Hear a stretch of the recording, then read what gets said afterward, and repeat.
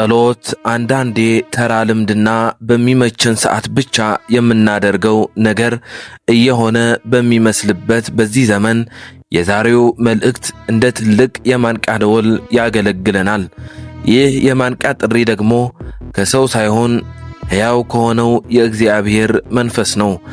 አንዳንድ ጊዜ ልባችሁን በእግዚአብሔር ፊት ካፈሰሳችሁ በኋላ ሰማይ ለምን ዝም እንደሚላችሁ አስባችሁ ታውቃላችሁ?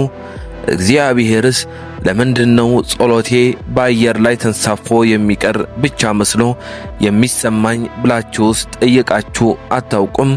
የዛሬው ስብከት ትምህርት ብቻ ሳይሆን መገለጥም ጭምር ነው። ለወቀሳ ሳይሆን ለማስተካከያ የመጣ ትምህርት። በዚህ መልእክት እስከ መጨረሻው አብራችሁኝ ከቆያችሁ በተለይም ስለ ጸሎት ስነ ሥርዓት ያላችሁ አረዳድ እጅጉን ይቀየራል።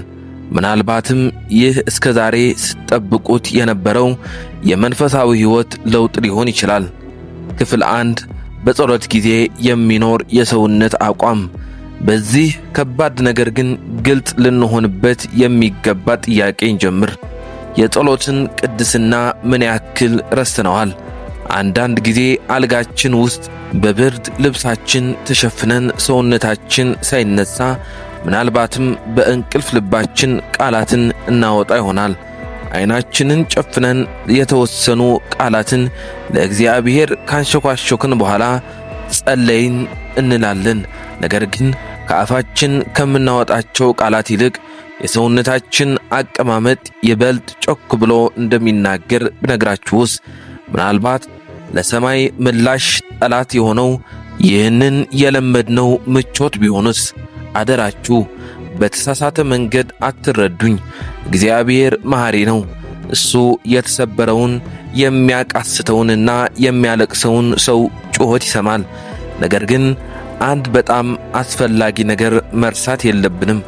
ክብር በፍጹም ለድርድር የሚቀርብ ጉዳይ አይደለም፣ መሠረታዊ ነገር ነው። ነፍሳችንን አሳልፈን ስንሰጥ ሰውነታችንን የሚናገረው መንፈሳዊ ቋንቋ ክብር ይባላል። ስንጸልይ የሚኖረን የሰውነት አቋም ሃይማኖታዊ ስነ ሥርዓት ብቻ ሳይሆን ራሳችንን፣ ሰውነታችንን እና ነፍሳችንን ለኃያሉ እግዚአብሔር መንፈስ የምናስገዛበት መንገድ ነው። እናም በዚህ ትውልድ ውስጥ ይህ የተቀደሰ ተግባር ጠፍቷል። ክፍል 2 የኢየሱስ አብነት በጌቴሴማኒ።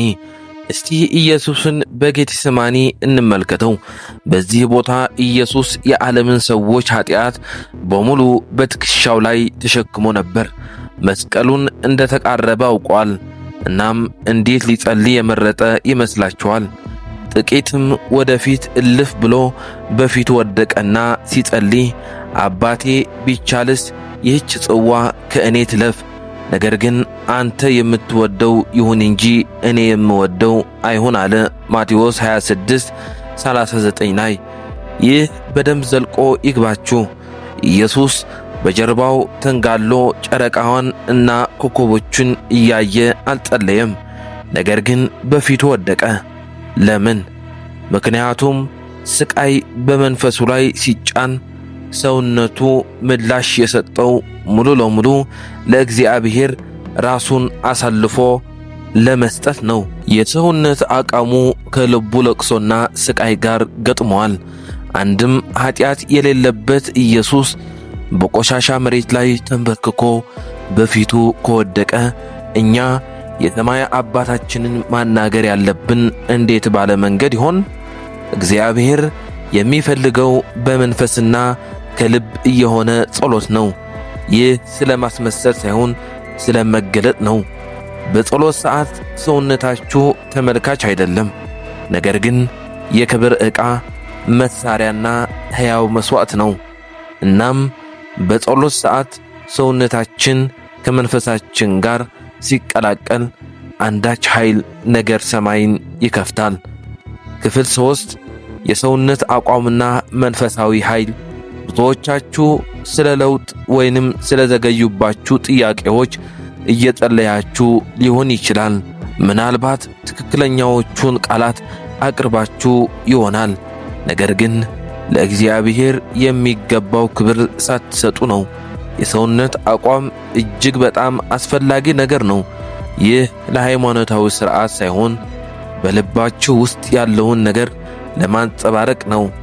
ከሕመም እና ከአካል ጉዳት ውጪ ስለሚመቻችሁ ብቻ ተኝታችሁ መጸለይ ሳታውቁት የመንፈሳዊ ንቃታችሁን ኃይል ሊቀንሰው ይችላል። ግልጹን ልንገራችሁ፣ ተኝቶ መጸለይ ኃጢአት አይደለም። ነገር ግን እንዲህ ያለው ነገር ሲደጋገም የጸሎት ኃይላችሁን ሊወስድባችሁ ይችላል። የእግዚአብሔር ነፍስም ቢያዳምጥም በልባችሁ ያለውንም አክብሮት ይመዝናል። በጉልበታችሁ ተንበርክካችሁና በፊታችሁ ወድቃችሁ የእግዚአብሔርን መገኘት በቀጥታ ውስጥ አድምጣችሁ ታውቃላችሁ። እነዚህ ቅጽበቶች ኃጢአታችሁን ይቀይሩታል። እነዚህ የሰውነት አቀማመጦች የማይታየውን ዓለም ያንቀጠቅጡታል። እነዚህ ተግባራት ከሺህ ቃላት ይልቅ ሰማይን ያናግሩታል። ምክንያቱም የልብ መሰበር የአካልን መገዛት ያመጣልና። ክፍል 4 መጽሐፍ ቅዱሳዊ የስግደት ምሳሌዎች። ይህ አዲስ ሐሳብ አይደለም። በመጽሐፍ ቅዱስ ከጥንት ጀምሮ የነበረ ነው። እነዚህን ተመልከቱ። አብርሃም በእግዚአብሔር ፊት በፊቱ ወደቀ። ዘፍጥረት 17 ቁጥር 3። ሙሴ ፈጥኖ ወደ መሬት ሰገደ። ዘጸአት 34:8። ዳንኤል ሞት በፊቱ ቢጋረጥም እንኳን በቀን 3 ጊዜ ይንበረከክ ነበር። ዳንኤል 6:10።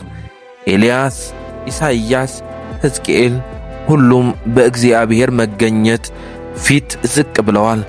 እነዚህ ሰዎች ብዙዎቻችን የረሳነውን ነገር ተረድተዋል። በቅዱሱና በኃያሉ እግዚአብሔር ፊት ስትሆኑ ብቸኛው ትክክለኛው ምላሽ ዝቅ ማለት ትሕትና ብቻ ነው። ክፍል 5 የተለመደ ጸሎት። ዝምተኛው የወዳጅነት ሌባ የምንኖረው ቀልብን የሚሰርቅ ዓለም ውስጥ በመሆኑ ጸሎት የጀርባ ጫጫታ ከሆነ ሰንብተዋል። የስልክ ኖቲፊኬሽን ይጮሃል፣ አእምሮአችን ይዋልላል። በዚህ ጫጫታ ውስጥ ሆነን እግዚአብሔርን እያገኘነው ቢመስለንም ሰማይ ግን የሚሰማው ራሱ አሳልፎ የሰጠውን ጩኸት ነው። ጸሎት ንግግር ሳይሆን መገናኘት ነው። መገናኘት ደግሞ ትኩረትን፣ ክብርንና መደነቅን ይፈልጋል። እስቲ አስቡት፣ በአንድ ምድራዊ ንጉሥ ፊት እጃችሁን ኪሳችሁ ውስጥ ከታችሁ ማስቲካችሁን እያላመጣችሁ ወይንም እንቅልፍ እየመጣችሁ ትቆማላችሁ?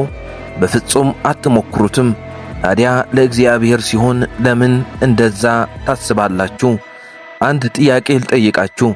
ለመጨረሻ ጊዜ ረጅም ሰዓት ለጸሎት ከመንበርከካችሁ የተነሳ ሰውነታችሁ የደከመው ወይንም የታመመው መቼ ነው? ለመጨረሻ ጊዜ ግንባራችሁ ለስግደት መሬቱን ያገኘው መቼ ነው? እግዚአብሔር ከፍ የሚያደርገው በፊቱ የሚንበረከከውን ነፍስ ነው። ክፍል 6 እግዚአብሔር የሚያየው ልብን አይደለምን? አዎን፣ እግዚአብሔር ልብን ያያል። ነገር ግን መጽሐፍ ቅዱስ ልብን ከሰውነት ነጥሎ አያውቅም። እንግዲህ ወንድሞች ሆይ ሰውነታችሁን እግዚአብሔርን ደስ የሚያሰኝና ሕያው ቅዱስም መሥዋዕት አድርጋችሁ አቅርቡ። መንፈሳዊ አምልኳችሁ ይህ ነው። ሮሜ 12:1። ተረዳችሁኝ? ሰውነታችሁ የአምልኮ አካል ነው። ሰውነታችሁ የመንፈሳችሁን ረሃብ የሚያንጸባርቅ ከሆነ ሰማይም ምላሽ ይሰጣችኋል። ስለዚህ አሁን እግዚአብሔር ልብን ያያል ቢባል ዋናው ጥያቄ ሰውነታችሁ ከልባችሁ ጋር ይስማማል ወይ የሚለው ነው። ለውጥን ለመጀመር ዝግጁ ናችሁ? አሁን ይህንን ዕውቀት አውቃችኋል። ስለዚህ አዲስ የጸሎት ልምድ ለመጀመር ዝግጁ ናችሁ። በጸሎት ሕይወታችሁ ላይ የምታደርጉት አነስተኛ ማስተካከያ ትልቅ መንፈሳዊ ኃይልን ይለቃል። ቪዲዮውን ከተመቻችሁ በኋላ ያለው ለውጥና አስተያየታችሁን አካፍሉን። ለወዳጅ ዘመዶቻችሁን በማጋራት ይህንን ዕውቀት አዳርሱ። እንዳያመልጣችሁ ፈጥናችሁ ተመልከቱ።